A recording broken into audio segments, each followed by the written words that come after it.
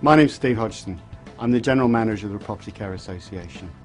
We operate a trade body that looks after companies and specialists that deal with damp control, timber preservation, flood recovery, underground waterproofing and structural repair.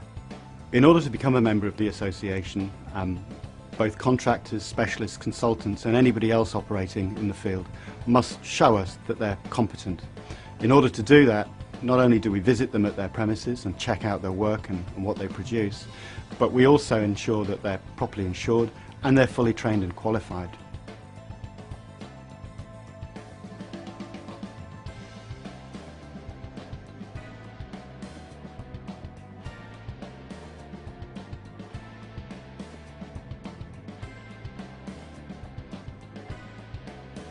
Amongst many of the resources that we have within the association is the technical panel. And the technical panel is a group of 12 individuals, all experts in their field, that provide information not only to our members but also to the public.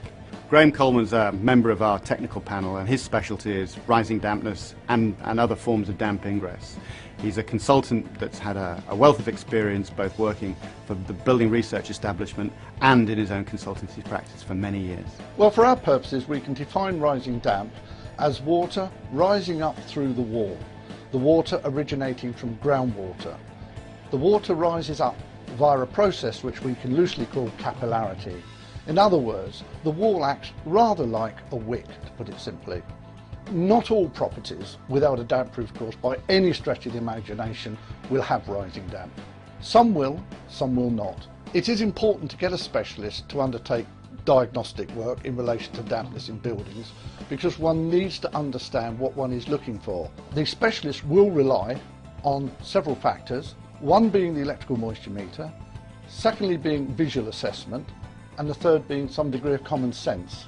One of the features that people fail to recognise when they're looking for rising damp, or rather those that say rising damp does not exist, is the fact that we get these groundwater salts in the building. These are not built into the property when it was made, they're actually introduced into the property. And one of the features of rising damp, which is almost unique to this, are the presence of these groundwater salts in readily identifiable levels and, very importantly, the way they are distributed. The PCA will only accept contractors, members, surveyors who are properly trained and competent and have the right skills in order to do the job correctly first time.